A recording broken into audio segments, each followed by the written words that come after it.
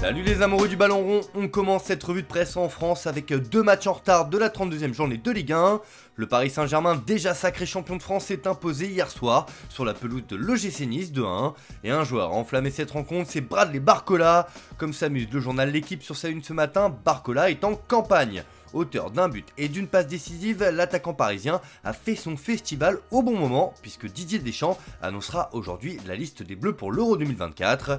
L'ailier parisien a livré une prestation totale face à Nice. Dans ses pages intérieures, le journal Le Parisien estime que Paris a encore des ressources. En revanche, c'est un coup dur pour les Niçois qui disent adieu à la Ligue des Champions la saison prochaine avec cette défaite. Pour Nice matin, le rêve s'est envolé. Dans le deuxième match de la soirée, l'Olympique de Marseille s'est incliné face à Reims 1-0. La Provence en a ras-le-bol et estime dans ses pages intérieures que c'est le fiasco de trop. En s'inclinant piteusement à Reims hier soir, les Marseillais ont vraisemblablement dit adieu à une qualification européenne. Vivement la saison prochaine pour les Phocéens. Le jour tant attendu est arrivé. Ce soir, au journal de 20h de TF1, Didier Deschamps va annoncer sa liste des joueurs sélectionnés pour l'Euro 2024 en Allemagne et c'est l'heure des dernières tendances. Le Figaro Sport lâche d'ailleurs les dernières infos concernant cette liste qui devrait comporter 26 noms. Tchouaméni convoqué, Barcola bien parti, Nkunku évoqué, il devrait y avoir quelques surprises. C'est aussi ce que met en avant le Parisien avec cette liste élargie avec Tchouaméni, Coman et Barcola. Deschamps ne devrait pas réserver vraiment de grandes surprises ce soir pour l'annonce de sa liste. Tchouaméni et Coman convalescents devraient être retenus, tout comme Barcola qui sera appelé pour la première fois et c'est là la surprise. D'ailleurs, Deschamps pourra compter sur son chouchou Antoine Griezmann qui est en grande forme. Le Français a inscrit un triplé hier soir avec l'Atlético de Madrid face à Retafe. Pour As, Griezmann est un joueur de Ligue des Champions. Dans l'actualité des joueurs de l'équipe de France, le journal L'Équipe nous apprend dans ses pages intérieures que le Borussia Dortmund a fait de Randal Kolo Muani sa priorité pour le mercato estival. Acheté 90 millions d'euros l'été dernier, Kolo Muani déçoit à Paris, mais le Borussia Dortmund serait prêt à lâcher une belle somme pour le faire revenir en Allemagne. L'idée des Allemands est claire, laisser filer Sébastien Haller et Youssoufa Moukoko pour engager un attaquant plus performant, et visiblement Kolo Muani est l'heureux élu.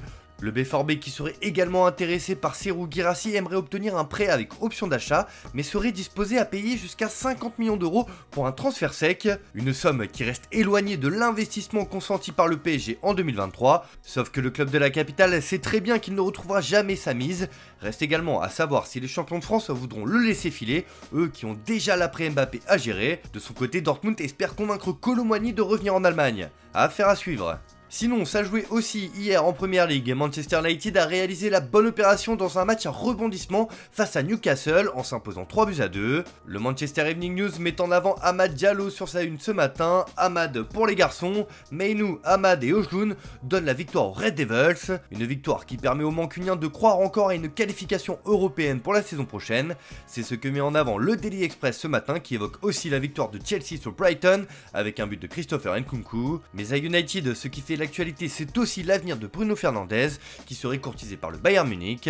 Le Portugais a lâché ses vérités après la rencontre et comme le reprend le Daily Mirror, le milieu de terrain a déclaré « Je resterai si je me sens désiré ». Le message est clair. Pour terminer sur les résultats de la veille, on avait droit à la finale de la Coupe d'Italie entre la Juventus et l'Atalanta. Et c'est la vieille dame qui a soulevé le trophée grâce à une victoire 1-0. Tuttosport rend hommage à cette équipe sur sa une et estime qu'il faut profiter de la Juve.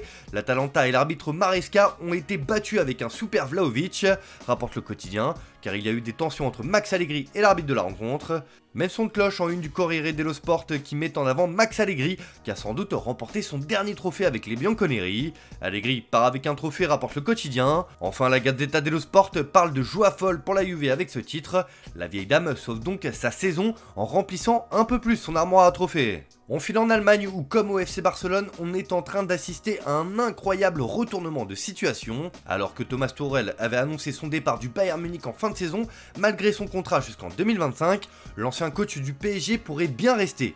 Ce matin, le journal Bild parle du coup de poker de Tuchel avec le Bayern. Le représentant de l'entraîneur a rencontré la direction hier. Une prolongation de contrat au-delà de 2025 serait désormais en discussion. Mais Tuchel dit-il réellement oui? Se demande le quotidien qui précise que Tuchel demande des garanties avant de se projeter. En fait, Tuchel ne veut pas rester pour rester en attendant qu'un autre coach de renom accepte le poste car Jürgen Klopp est toujours dans le viseur des dirigeants. S'il reste, c'est pour s'inscrire dans la durée avec les pleins pouvoirs et un projet à long terme. Si aucun accord n'est trouvé, il se verrait bien retourner en Première Ligue où son nom circule, notamment à Manchester United, pour prendre la suite d'Eric Ten Hag sur le banc. On termine ce tour de la presse par une bombe qui nous vient d'Angleterre. Hier soir, les clubs de Premier League ont annoncé qu'ils allaient voter le 6 juin prochain lors d'une assemblée générale pour la suppression ou non de la VAR, l'arbitrage vidéo. Régulièrement pointé du doigt, la VAR pourrait donc être supprimée en Premier League à partir de la saison 2024-2025 et c'est Wolverhampton qui est à l'origine de cette réflexion. Le Daily Express placarde sur sa une que c'est la guerre contre la VAR, les Wolves forcent le vote pour qu'elle soit supprimée la saison prochaine, estime le tabloïd. Pour le Daily Mirror, les Wolves veulent le soutien d'autres clubs pour abandonner le système vidéo. Le vote de la Première Ligue pourrait mettre fin à l'arbitrage vidéo, rien que ça. Même son de cloche pour le Daily Star qui estime que l'outil est détesté en Première Ligue. En tout cas, le championnat anglais pourrait ouvrir la boîte de Pandore et cela fait aussi les gros titres en Espagne sur la une de Marca. L'Angleterre se prononce sur le maintien ou non de la VAR. Il faut 14 voix sur 20 pour l'abolition. Il y a un doute entre ceux qui aident et ceux qui nuisent à l'esprit du jeu. Cela pourrait provoquer un véritable tollé à affaire à suivre. Voilà, c'est tout pour ce matin. Bonne journée à tous. Merci de votre fidélité. On se retrouve en fin d'après-midi pour le JT Foot Mercato.